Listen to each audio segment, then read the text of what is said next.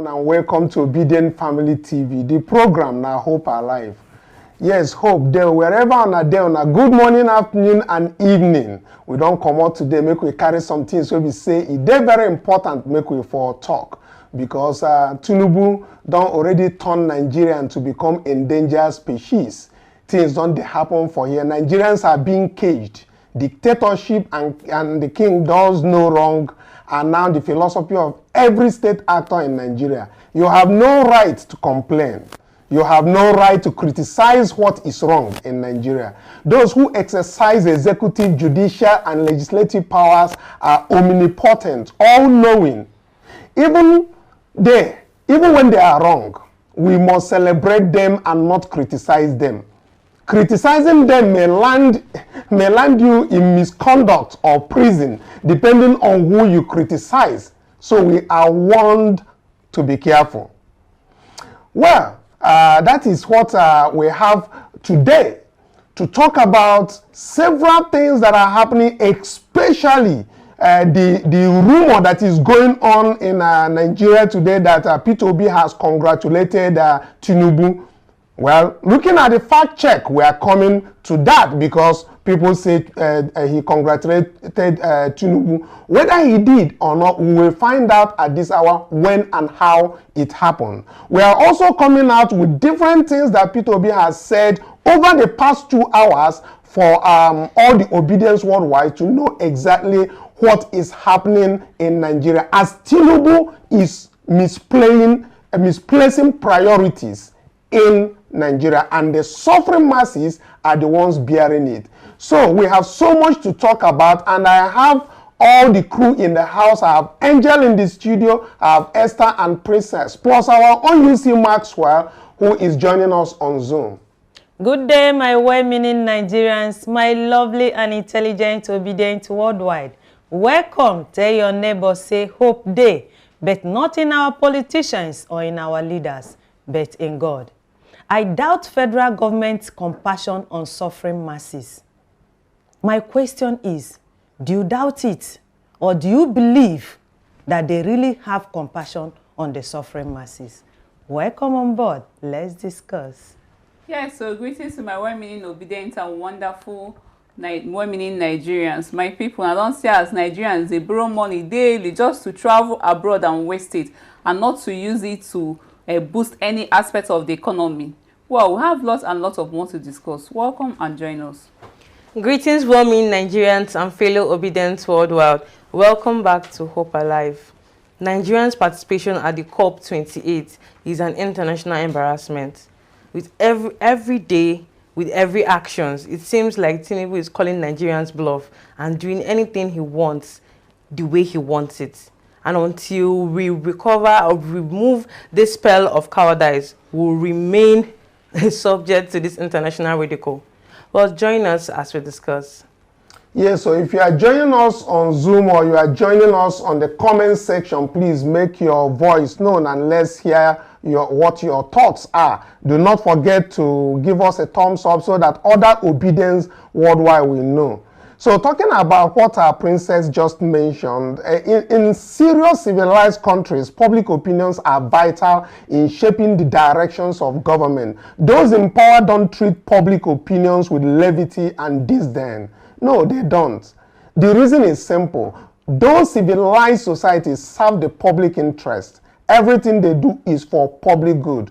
COP28 has turned out 1,000 something people today, and each one of them probably has an extra code attached, which means hotel reservations and all of this. So we'll get to that very point. Let me come back to studio. Let's start with Angel before we get to Maxwell. Looking at that copper, I keep calling it copper, COP28. 1,000 something delegates. All hotels for these delegates must be booked. And these are taxpayers' money. And it seems like the citizens are not reacting, I mean, based on the suffering that is happening in this country right now? Do you think that the reactions are enough?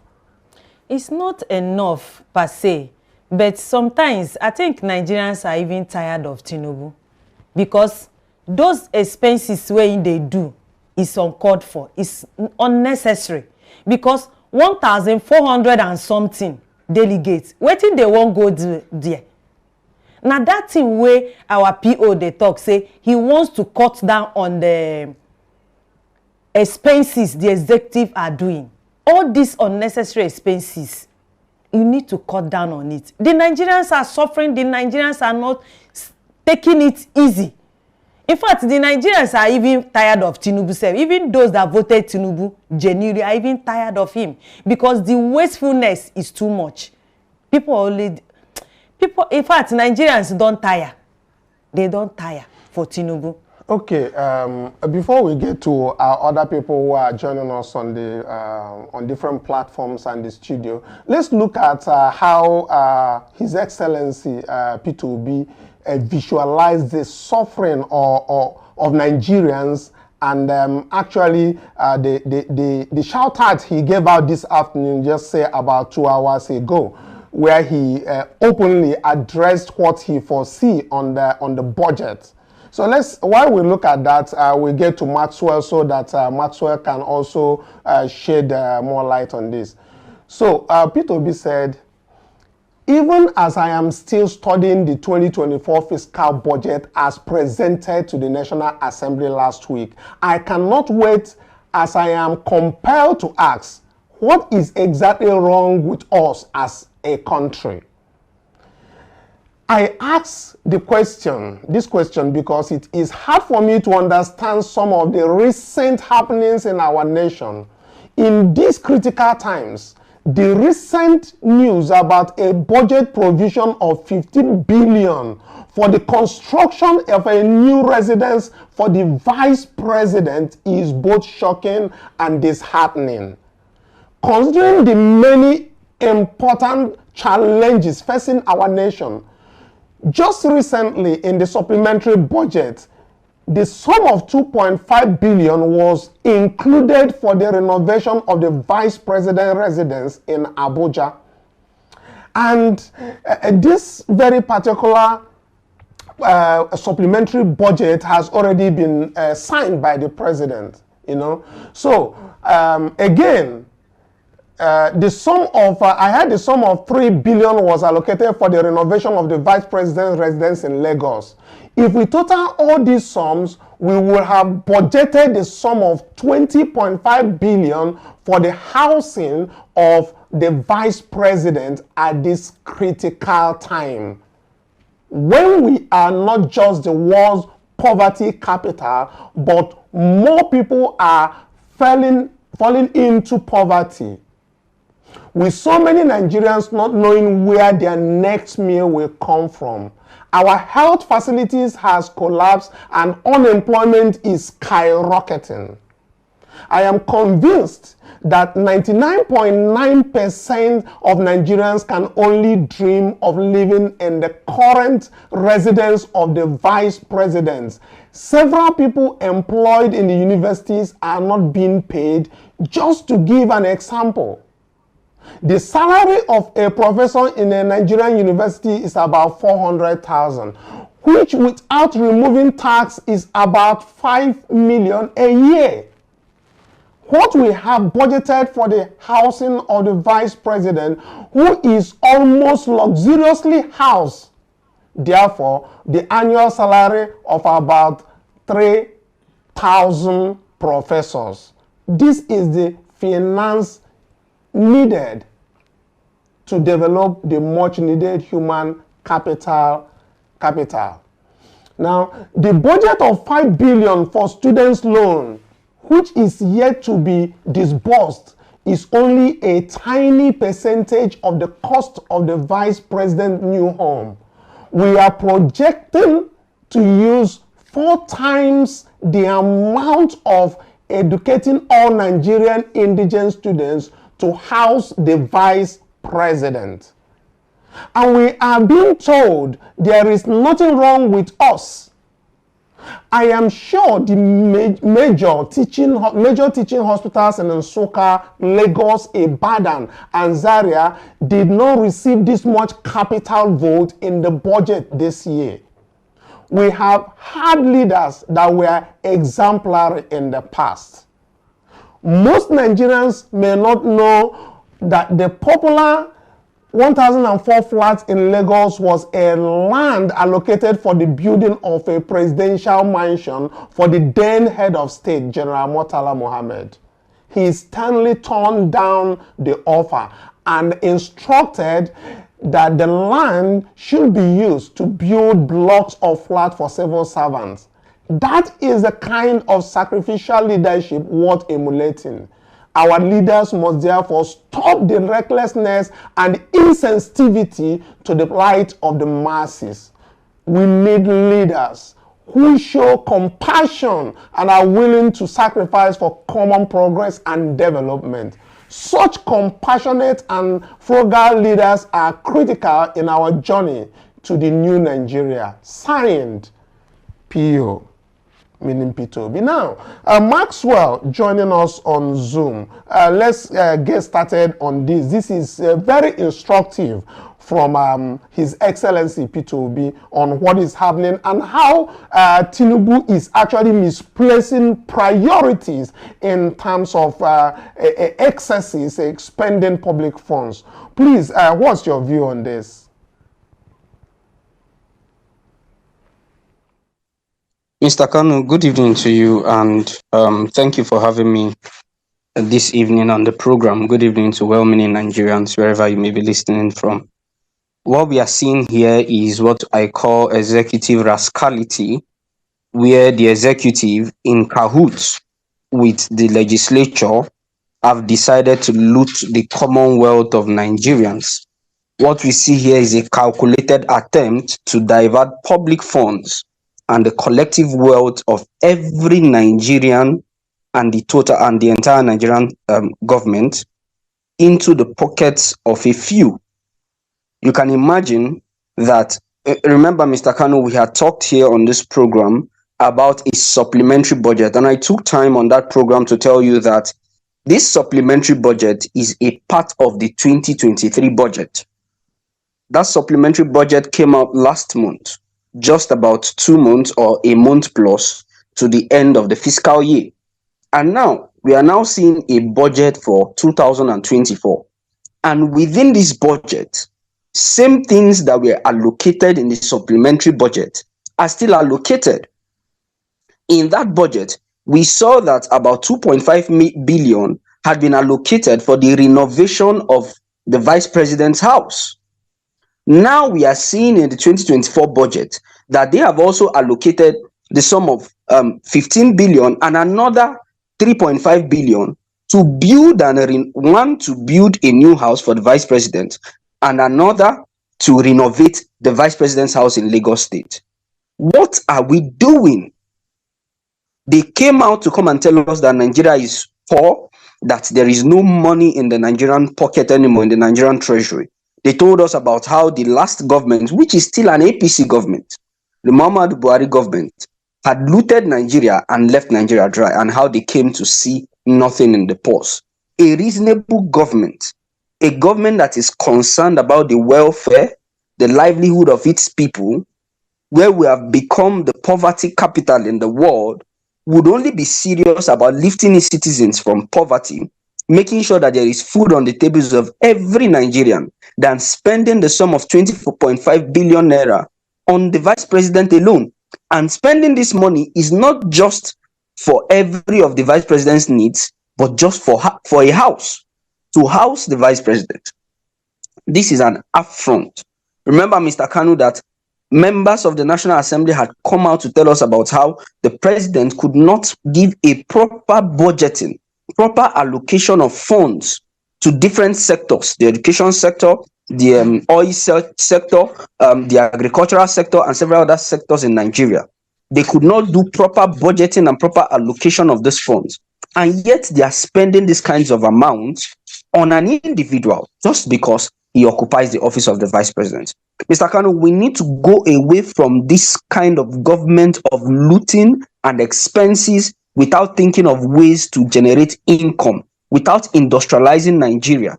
For heaven's sake, we are one of the highest producers of oil. What does it show? How does it reflect in our livelihood? Absolutely nothing. How can we be having this kind of mineral resources like we have in Nigeria, and these people are only interested in looting these funds and making sure that they go only to the life of one man? Mr. Kanu, we need to get away from consumption and begin to head to production. And this is the statement that Peter Obi has been making for months, for years before now. We cannot have these senseless people, these criminals, to be part of the government. It's obvious. It's obvious. For them to have sent a total of 1,411 people to a conference on climate change, and the majority of these people do not have any idea of the topical issues underlying climate change. They have come out to tell us that they did not sponsor these people, that they sponsored a particular number, over 500 people. But Mr. Kanu, let us be realistic. What does it take to have the president, of course, the selected president, and the people who are really relatively connected with the issues of climate change as it affects Nigeria on that trip? But we saw it. These people are committed to wastage and to continue to loot. The economy is bad already. We are seeing over 30% inflation rate where people can no longer buy food to eat. We are going into December, Mr. Kanu. A bag of rice is still over 50,000 naira. A kg of gas is still about 1,200 naira. A bottle of oil, the prices are outrageous. Fuel is at 650 naira. So it is crazy to see the government spending these kinds of money and telling the people to endure and telling the people to take these baby steps of pain. Meanwhile, the people who occupy governmental office, who are even a few, they are not up to 1% of our population, but they want to continue to loot Nigeria. It's actually unfortunate, and I think that Nigeria should stand up to this, and they should continue to criticize the government against these crazy spendings. Thank you very much. Well, I'll be coming. Another this thing, it be like say Tinubu, they really catch cruise on Nigerians. That now all one bear this thing nine then they do. But again, some of the Agbado people, then they talk say yesterday, say Peter Obi congratulate Tinubu. So I can't begin to check where they see that kind of thing. I be where Peter Obi congratulate Tinubu. So now I can't check and can't see him for Peter Obi tweet yesterday.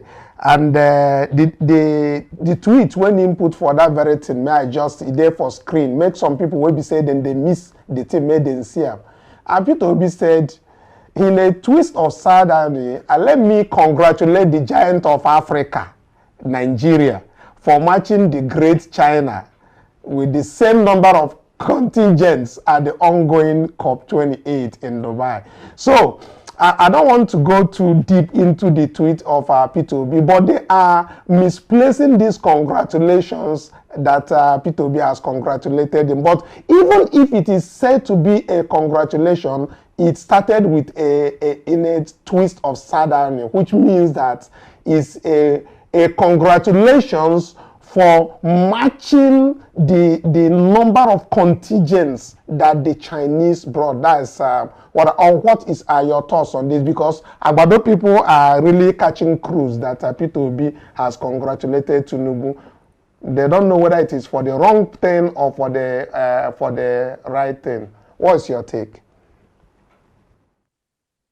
In a time where people are dying of poverty, some people are still interested in a congratulatory message. And Mr. Kanu, it now makes me wonder that where is our morals? Where is our concern? Are we really serious about lifting Nigeria from the dungeon where it is currently to an enviable height? Mr. Kanu, it's unfortunate that people are still interested in the congratulatory messages that Bola Tinubu should receive, will receive, or may likely not receive throughout the time that he may be there. It goes to show you only one thing, that anybody who steals power, anybody who fraudulently obtains power, will continuously look for the means of legitimizing that power. And that is what they are seeing. It's a case of a person who have been fraudulently given first position is still envious of the person who was fraudulently given third position, because the person is still expressing his joy and commitment. That is what we are seeing here. So these people, these confused people, these nitwits who are not interested in moving Nigeria forward, but are only interested in personal gains, will not be satisfied until the true winner of the presidential elections that are held on the 25th of February 2023 congratulates their candidate. They will never be satisfied until Peter Obi does that. But to look at the tweet carefully, that was an ironical statement that Nigeria, although not the population size of China, that we still have the highest poverty ratios, the highest poverty rates compared to China. That Nigeria, although not as populated, China is over 8 times our population. Nigeria not as populated as China, that we still have a very low and abysmal GDP and HDI rates currently in Nigeria. And we could still match them up with the number of delegates. It shows you the kind of wastage. It shows you the kind of fraud, the kind of corruption that has bedeviled the Nigerian government. It is unheard of that a third world country is matching up with a first world country or a second world country, but China should be a first world country, is matching up with them with the number of delegates or contingents that they are sending to a particular climate change forum. It's unfortunate. And as long as these people continue to focus, that is why they were celebrating the pictures that are flying around where Bola Tinubu is busy looking for means to legitimize his fraudulent government, looking for pictures here and there, disgracing himself in different world institutions and forums.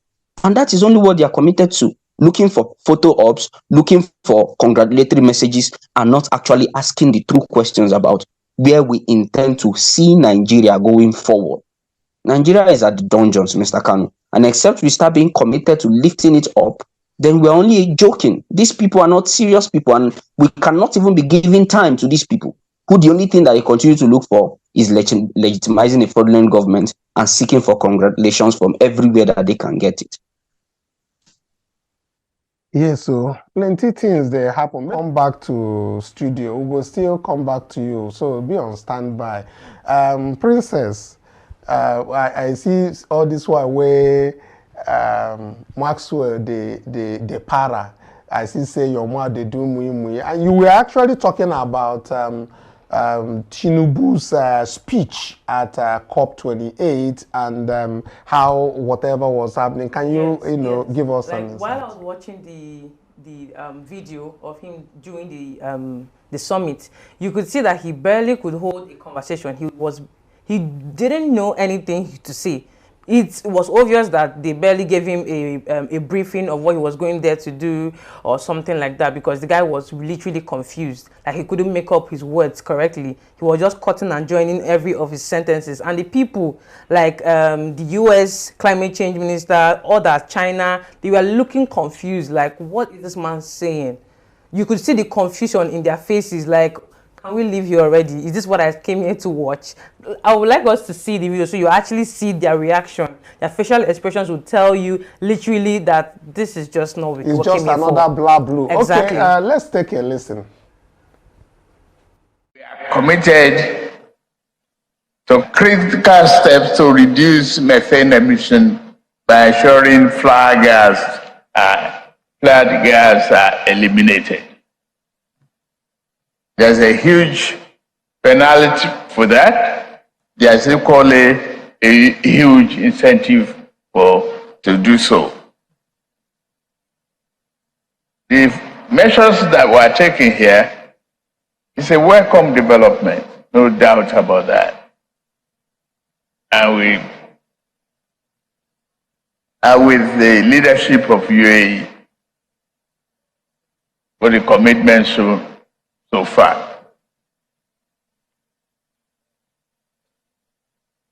We are consolidating on the gas export usage domestically and export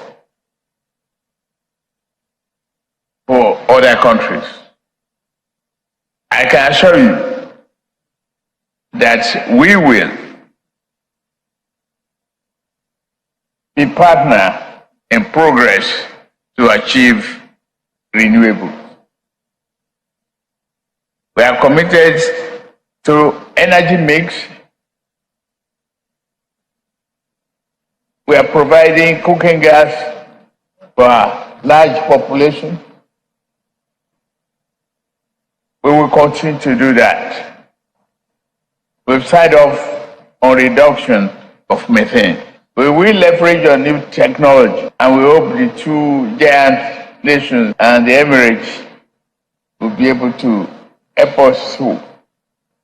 The Africa, that what I know of Africa is the fact that the risking in additional investment and technological know-how, it is very necessary. Wow, I see say the whole studio, everybody is burst out laughing. Well, Princess, what is your reaction? I see that you are like, what is that?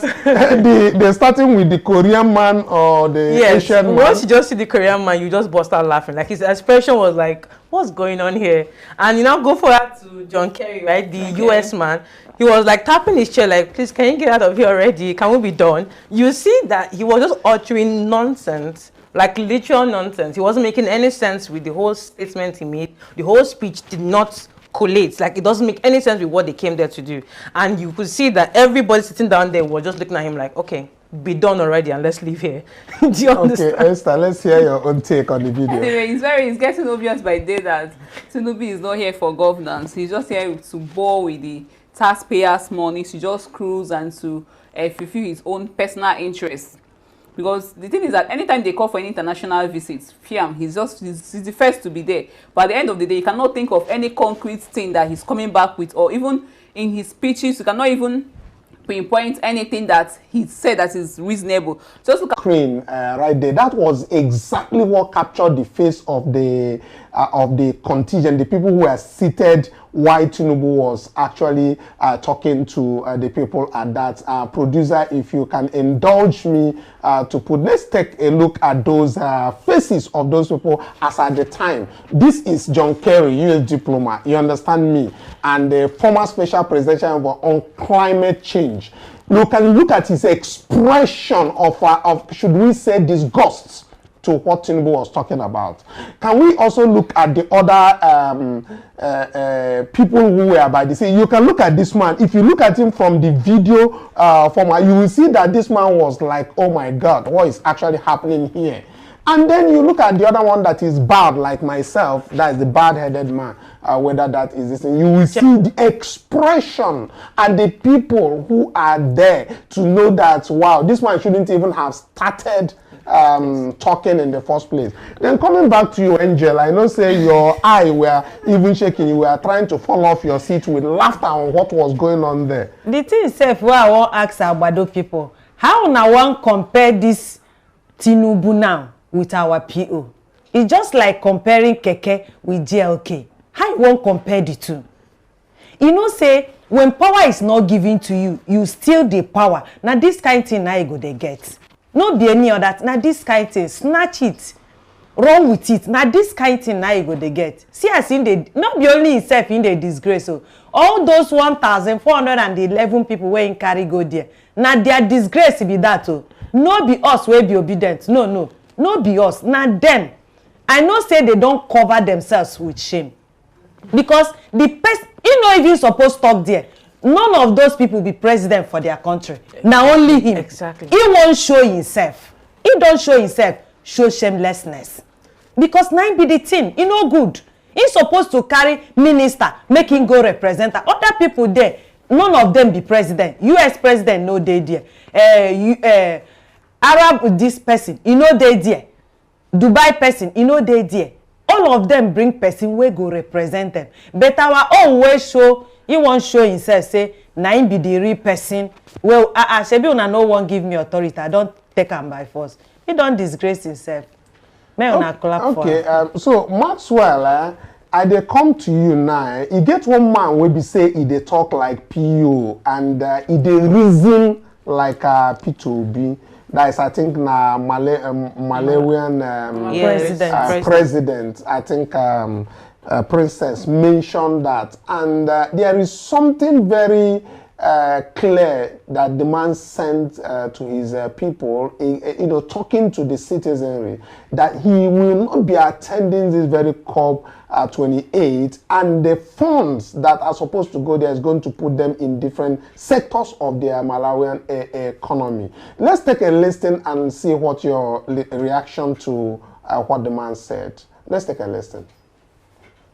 But there will be some who created this mess that I'm now cleaning up, who will be the loudest in calling me names, claiming that I am the problem, and calling on citizens to attack me. But I'm not intimidated by that. I'm here to serve Malawians. And to do so, I'm prepared to do things that are painful as long as they are the right things. The most painful thing by far has been the recent devaluation of our currency to correct the false value of the kwacha based on nothing and rebuild true value in the kwacha based on production of exports. I know that this decision has caused a lot of pain, and I know that all of us now have to make big adjustments in spending so that we can prioritize those areas that are most productive and stay the course until our economy becomes productive and profitable again. In making those painful adjustments, I myself have to lead by example. This is why, effective immediately, all of my international trips between now and the end of the fiscal year, beginning with my trip to COP28 at the end of this month, are canceled. By extension, I'm putting a freeze on all public-funded international trips for all public officers at all levels, including those in parastatals, until the end of the financial year in March. In fact, all cabinet members currently abroad on public-funded trips must return to Malawi with immediate effect. Any travel deemed absolutely necessary by anyone during that period must be submitted to my office for my personal authorization. Secondly, I order that all fuel entitlements for cabinet ministers, principal secretaries, directors, and all members of senior management of public institutions should be cut in half with immediate effect. Thirdly, until further notice, I order the Secretary, the President, and Cabinet to circulate to all public institutions a criteria for local trainings and local travel that will be acceptable, as well as a cap on how much of their budgets can be spent on allowances for such trainings and trips. By doing this, I am effectively ending the practice of draining public coffers to spend on allowances for useless activities. These are the kind of directives that we are hoping to get from the new Nigerian presidency of His Excellency P2B. So Maxwell, what are your thoughts on what this man just spoke about? Do you actually think he's speaking like the promises that we have from P2B and how the new Nigerian should work?